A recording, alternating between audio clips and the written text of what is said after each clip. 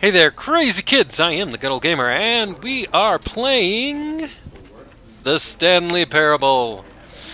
Now, the Stanley Parable is kind of a game, but more like an interactive story, and there are different things you can do to change that story, different branches you can take, different routes you can take throughout the story to change it, and of course that leads to different endings. We're going to go with the traditional story first, the run of the game that our story narrator guides us through, and then once we complete that, we will continue on with the branching areas and annoy our lovely narrator. But let's continue with the game as the narrator tells it to us first, just to get that out of the way.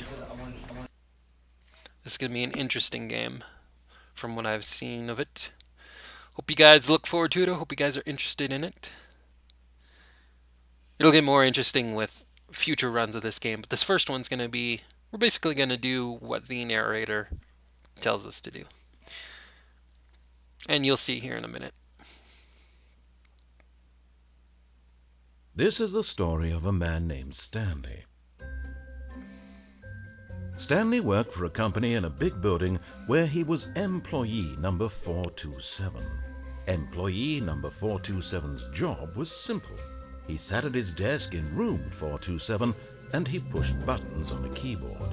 Orders came to him through a monitor on his desk, telling him what buttons to push, how long to push them, and in what order. This is what employee 427 did every day of every month of every year. And although others might have considered it soul-rending, Stanley relished every moment that the orders came in, as though he had been made exactly for this job. And Stanley was happy. And then one day, something very peculiar happened. Something that would forever change Stanley. Something he would never quite forget. He had been at his desk for nearly an hour when he realized that not one single order had arrived on the monitor for him to follow. No one had showed up to give him instructions, call a meeting, or even say hi. Never in all his years at the company had this happened, this complete isolation. Something was very clearly wrong. Shocked, frozen solid, Stanley found himself unable to move for the longest time. But as he came to his wits and regained his senses, he got up from his desk and stepped out of his office. And now we control the game. So let's step out of the office, like the narrator suggested.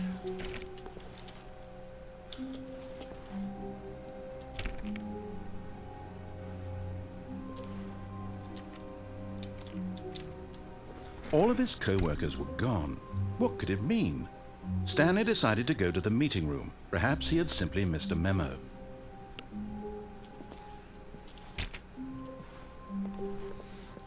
Okay. I'm not sure where the meeting room is, but we'll just continue on and hopefully find it.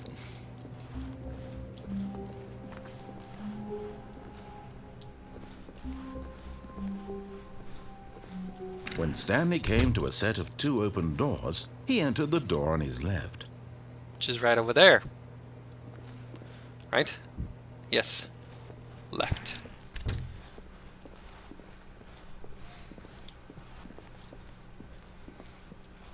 Actually, hold on a second.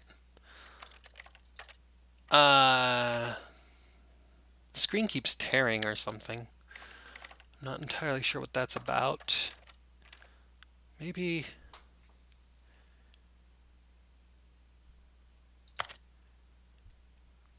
put that on, maybe that'll help. Okay, we're back, because the game crashed, apparently.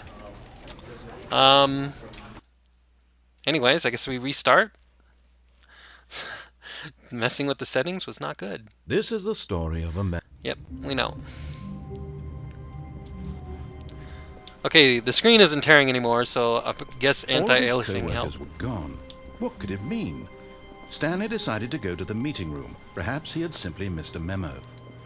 Let's continue on to the meeting room again, and hopefully I won't have to mess with the settings anymore, because apparently that When crashes. Stanley came to a set of two open doors, he entered the door on his left. Yes. Left. We are going left. And this is a meeting room, apparently. Yet there was not a single person here either.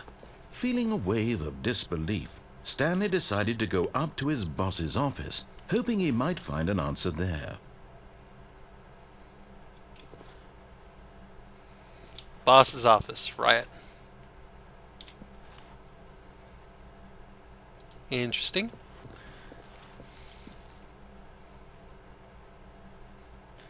Yes, I'm going here so you guys can pause and read if you're interested. Right. Okay. Broom closet. That's interesting. Boss's office. Coming to a staircase, Stanley walked upstairs to his boss's office. Upstairs. Right.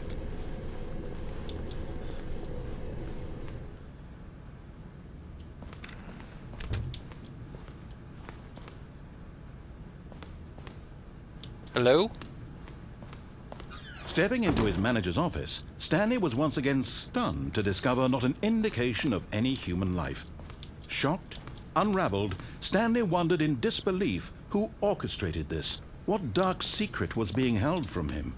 What he could not have known was that the keypad behind the boss's desk guarded the terrible truth that his boss had been keeping from him. And so the boss had assigned it an extra secret PIN number. 2845.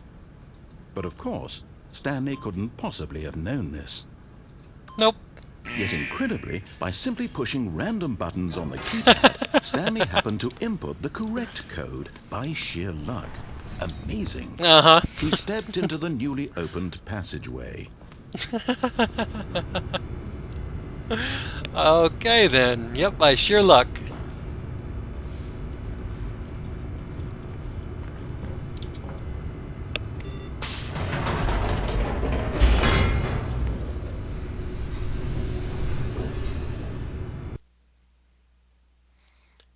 Okie dokie. It gets more interesting than this when you Descending deeper into the don't building, do what the narrator Stanley says. realized he felt a bit peculiar. It was a stirring of emotion in his chest, as though he felt more free to think for himself, to question the nature of his job. Why did he feel this now, when for years it had never occurred to him? This question would not go unanswered for long.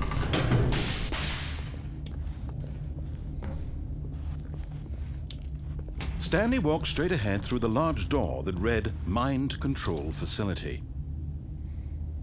Mind control facility, right. Let's do this.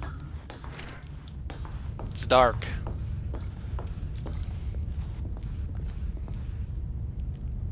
Bam. The lights rose on an enormous room packed with television screens. What horrible secret did this place hold? Stanley thought to himself. Did he have the strength to find out? Sure we do. We're here. Might as well. Now the monitors jumped to life, their true nature revealed. Each bore the number of an employee in the building, Stanley's co-workers. The lives of so many individuals reduced to images on a screen, and Stanley, one of them, eternally monitored in this place where freedom meant nothing.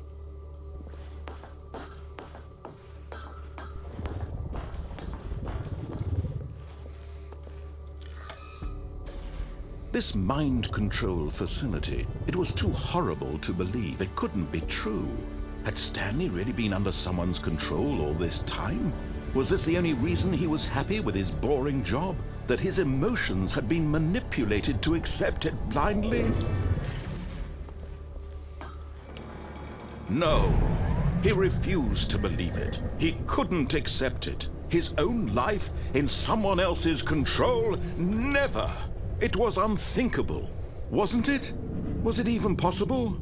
Had he truly spent his entire life utterly blind to the world?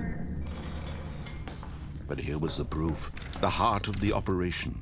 Controls labeled with emotions, happy or sad or content, walking, eating, working, all of it monitored and commanded from this very place.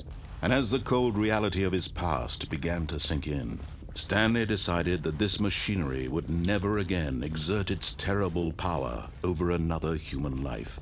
For he would dismantle the controls once and for all. Okay, how do I do that?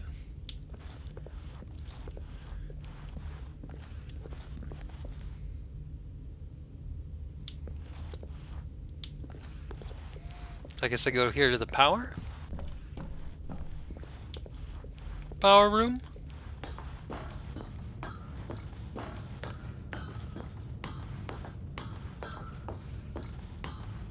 And when at last he found the source of the room's power, he knew it was his duty, his obligation, to put an end to this horrible place and to everything it stood for. Okay.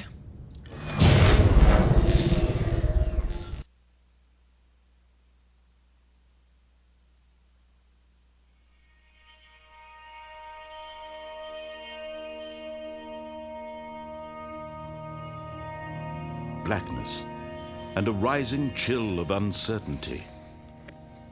Was it over? Yes. He had won. He had defeated the machine, unshackled himself from someone else's command. Freedom was mere moments away. And yet, even as the immense door slowly opened, Stanley reflected on how many puzzles still lay unsolved. Where had his co-workers gone? How had he been freed from the machine's grasp? What other mysteries did this strange building hold? But as sunlight streamed into the chamber, he realized none of this mattered to him, for it was not knowledge or even power that he had been seeking, but happiness. Perhaps his goal had not been to understand, but to let go. No longer would anyone tell him where to go, what to do, or how to feel. Whatever life he lives, it will be his. And that was all he needed to know. It was perhaps the only thing worth knowing. Stanley stepped through the open door. Stanley felt the cool breeze upon his skin, the feeling of liberation, the immense possibility of the new path before him. This was exactly the way, right now, that things were meant to happen. And Stanley was happy.